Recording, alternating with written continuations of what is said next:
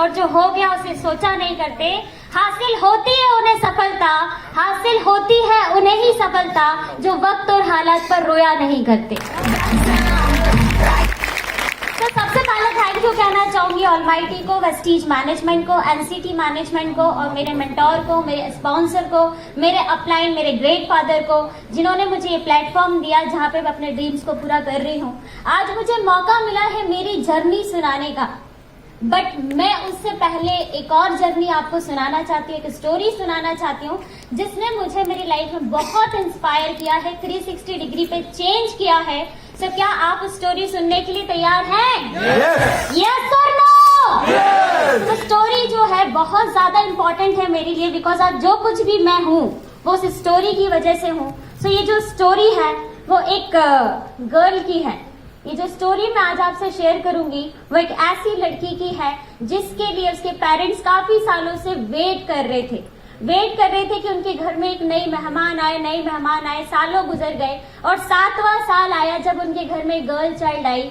लोगों ने बहुत खुशी मनाई, फैमिली खुश थी, बहुत एंजॉय कर रही थी, सब कुछ बहुत अच्छा चल रहा था। जहां से भी लोग आते उसको खिलाते, उसके साथ एंजॉय करते और अपनी लाइफ को स्पेंड कर रहे थे।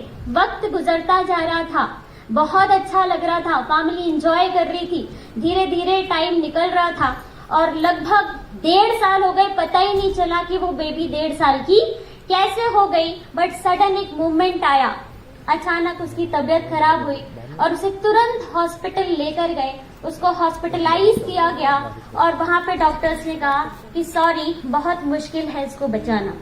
सो वो जो पेरेंट्स 7 साल से वेट कर रहे थे, उनको कुछ समझ में नहीं आ रहा था कि सब कुछ कैसे होगा। सो उन्होंने बहुत दुआएं करी और डॉक्टर के प्रयास से और उनकी दुआओं से उसकी जान बच गई। लेकिन एक प्रॉब्लम फिर क्रिएट हो गई कि उसको जो हीमोग्लोबिन है वो 3 और 4 रहने लगा। जब 3-4 हीमोग्लोबिन रहने लगा तो उसको बार बार ब्लड चढ़ने की जरूरत पड़ने लगी और ये सिलसिला चलने लगा।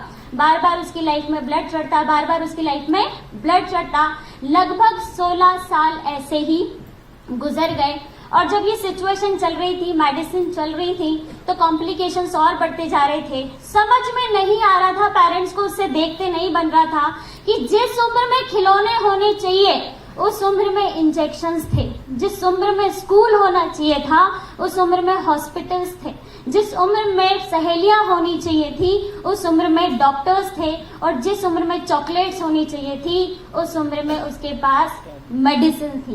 तो लाइफ में इतना अजीब चल रहा था, किसी को अच्छा नहीं लग रहा था। सडन एक मूवमेंट और आया जब वो 14 साल की हुई और वो फिर से सीरियस हुई, उसको फिर हॉस्पिटलाइज किया गया और डॉक्टर ने कहा कि इसका कार्डियक एक्टिविटी जो है अब नॉर्मल हो गई है, इसका हार्ट इलार्ज हो गया है।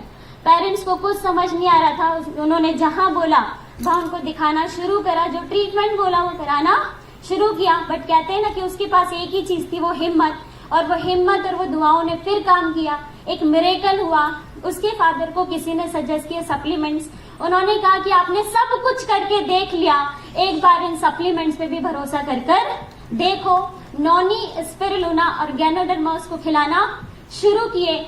16 साल तक ब्लड चढ़ाना चलता रहा। 16 साल बाद जब उसे सप्लीमेंट देना शुरू करे, लगभग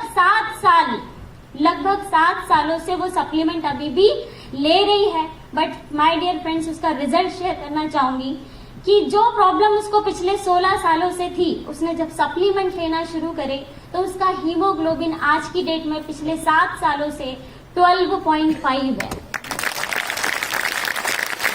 जो कार्डियक एक्टिविटी अब नॉर्मल हो रही थी वो आज की डेट में सारी नॉर्मल, एक नॉर्मल लाइफ जी रही है। सो क्या उस लड़की से मिलना चाहेंगे? मिलना चाहेंगे? मिलना चाहेंगे? सो मैं उस लड़की से आपको मिलाना चाहूंगी and it is not working. So उस लड़की से आपको मिलाना चाहूंगी, उसका नाम है सोनम विश्वकर्मा, जो कि मैं अगर बात करूं अपनी जर्नी की तो जो बचपन है वो हॉस्पिटल्स में निकला है, आईसीयू में निकला है। सो लाइफ में सिर्फ एक ही चीज थी कि हिम्मत। अगर ऊपर वाले ने मुझे बचाया है तो कुछ सोच समझ के बचाया था, ड्रीम्स पूरे करने के लिए बचाया था। सो पढ़ाई कंप्लीट करी, ग्रेजुएशन कंप्लीट किया, मास्टर कंप्लीट किया और जॉब करना शुरू कर दी। बहुत कुछ अच्छा चल रहा था, लगभग 30,000 में सैलरी ले रही थी, मजा आ रहा था, क्योंकि भोपाल शहर में जो लोग एमबीए करते हैं उनकी सैलरी 10 से 15,000 रुपए महीने होती है। बट मुझे अगर 30,000 मिल रही थी तो मैं खुश थी और मैंने उसको एंजॉय कर रही थी। बट एक मोमेंट आया कि मुझे वेस्टीज का जो प्लेटफॉर्म है, बिजनेस प्लेटफॉर्म, उसे जानने का मौका मिला। मैंने ये सोच के ज्वाइन कर लिया कि 30,000 तो मिल ही रहे, अगर कुछ एक्स्ट्रा भी आ जाता है तो कोई बुरा नहीं है, क्योंकि जाना तो कुछ भी नहीं है। इस सोच के साथ वेस्टीज को मैंने स्टार्ट किया और 1 घंटा रोज वेस्टीज को कमिटमेंट के साथ देना स्टार्ट किया आफ्टर जॉब। और जब ये सिलसिला शुरू हुआ, फर्स्ट मंथ मेरा कोई पे आउट नहीं आया, क्योंकि बिजनेस कुछ भी समझ में नहीं आ रहा था। काम करती गई, क्योंकि कमिटमेंट किया था 1 घंटे रोज दूंगी, सो कमिटमेंट किया था, कंटिन्यू काम करती रही। और सेकंड मंथ आया, सेकंड मंथ का जो मेरा चेक था वो था 253 रुपीज का।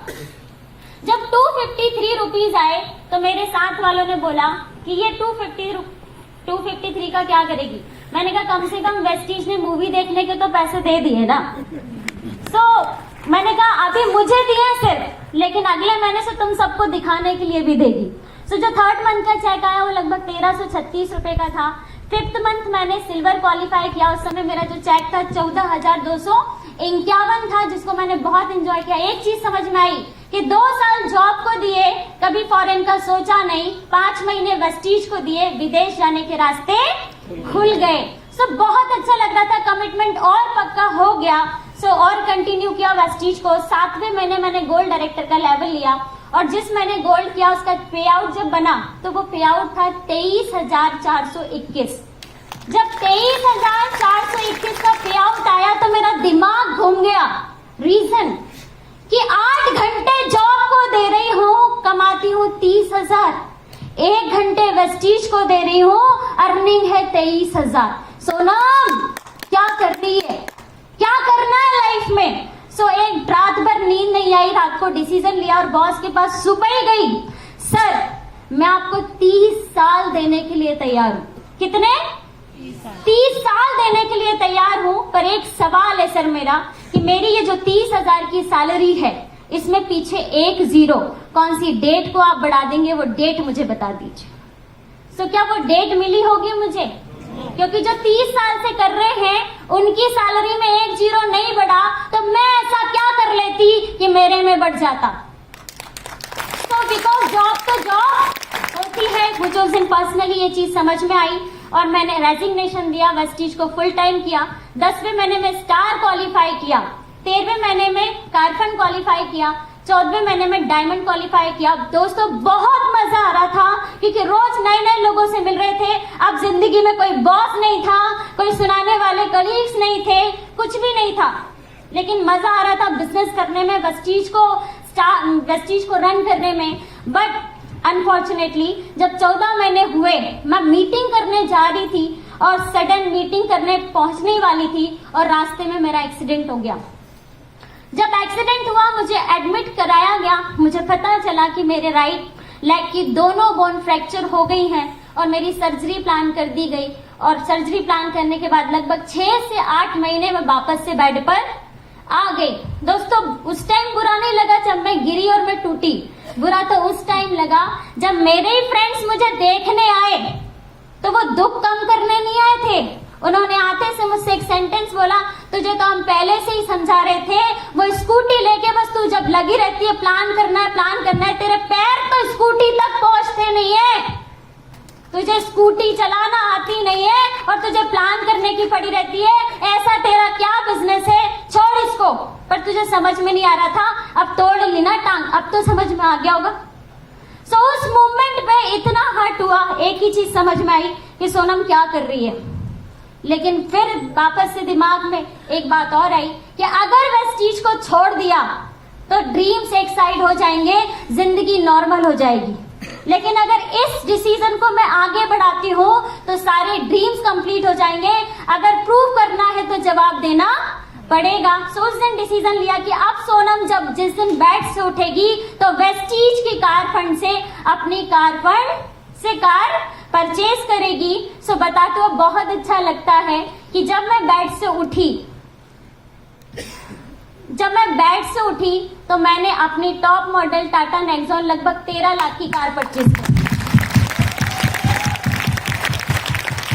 सब कुछ बहुत अच्छा चल रहा था। जब वो चेक 253 का आया, सेकेंड मंथ 1336 का आया, उसके बाद जब अभी मैं उस फ्रेंड के पास गई इस कार को लेके, जिस फ्रेंड ने मुझे वो बातें करी थी, आज की डेट में वो मेरे साथ ज्वाइन है। और उसके आने के बाद जब मैंने उसे चेक बताया 1 लाख का, तो वो भी बहुत खुश थी और अब बोलती नहीं, दोनों मिलकर साथ में करते हैं। तो एक चीज समझ में आई कि शुरू में लोग तो आपको कुछ भी कहेंगे, अगर ड्रीम आपके हैं तो पूरा किसको करना पड़ेगा। तो वो डिसीजन मैंने लिया, काम को और आगे बढ़ाया और सारी चीजें बहुत अच्छे से चलती रही। चल नहीं रहा।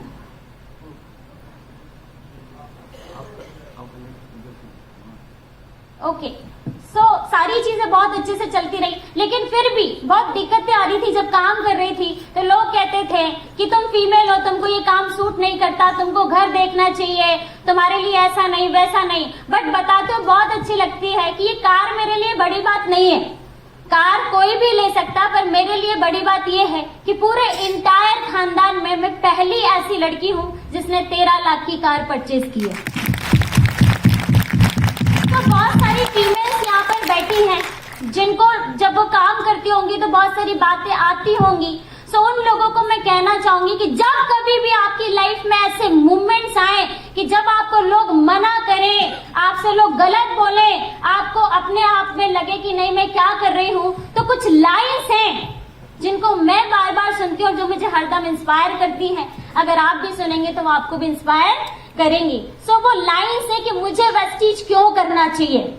सो मैं कहती हूँ I want to be Vestigian because अपने अंदर के पैशन को बाहर निकालना है और शादी के बाद सिर्फ घर नहीं संभालना है। I want to be Vestigian because ये एक सोच है जो मेरे दिल को छुई है। अगर गूगल के CEO सुंदर पिचई हैं तो पापसिको की इंदिरा नूई है। I want to be Vestigian because मैं रिस्क लेने से नहीं डरती और मैं अपने पैशन को हर रोज फॉलो करती हूँ। I want to be Vestigian because अब दिन भर कुछ प्रोडक्टिव करे बगैर नहीं रहा जाता। सिर्फ खाना बनाना और घर की साफ सफाई को घर चलाना नहीं कहा जाता। I want to be Vestigian because इस पागलपन और जुनून को मैंने अपनी नसों में भर लिया है। कुछ अलग करना है मुझे, मैंने सिस्टम को चैलेंज कर दिया है। I want to be Vespigian because I don't want to stand behind every successful man. I also be wanted to be successful because मेरे भी कुछ बड़े हैं plans. I want to be Vespigian because नारी भी दिखा सकती है अपनी शक्ति। जो 2 वक्त की रोटी बना सकती है वो भी 2 वक्त की रोटी कमा सकती है। I want to be Vespigian because आज की नारी जॉब क्रिएटर बनके लोगों को रिक्रूट करेगी और फिर हाथों में चूड़ियों की जगह रोलेक्स की वॉच भी सूट करेगी। I want to be Vespigian because हम अपने एक्शन से दुनिया को सरप्राइज करेंगे। माय डियर फीमेल्स, हम अपने एक्शन से दुनिया को सरप्राइज करेंगे बिकॉज ये हमारा दौर है और हम मिलकर राइज करेंगे। क्या तैयार हैं? तैयार हैं? तैयार हैं? तो वेस्टीज एक प्लेटफॉर्म है, विन एक प्लेटफॉर्म है, वॉरियर एक प्लेटफॉर्म है जो मौका देता है ऐसी सारी फीमेल्स को, ऐसे सारे यूथ को जो आप आगे बढ़ने से रोक नहीं सकता। बट एक चीज लास्ट में कहना चाहूंगी कि यहाँ पे बहुत सारे यूथ बैठे हैं, बहुत सारी छोटी छोटी फीमेल्स बैठी हैं जो अभी एजुकेशन ले रही हैं। सो आप लोगों से एक सवाल है मेरा कि मान के चलो आप काम करते हो और आप हो जाते हो 55 साल के और 55 साल में आपकी ऑडी आ भी जाए तो क्या उस लेवल पे एंजॉय कर पाएंगे? नहीं। मान के चलो आप काम करते हो जाए 55 साल के और आपके पास फॉरेन ट्रिप्स मिल जाए तो क्या एंजॉय कर पाएंगे? किसी को सर उठा के देख भी नहीं पाएंगे और छेड़ भी नहीं पाएंगे। यस और नो? तो ऐसे में मेरा एक ही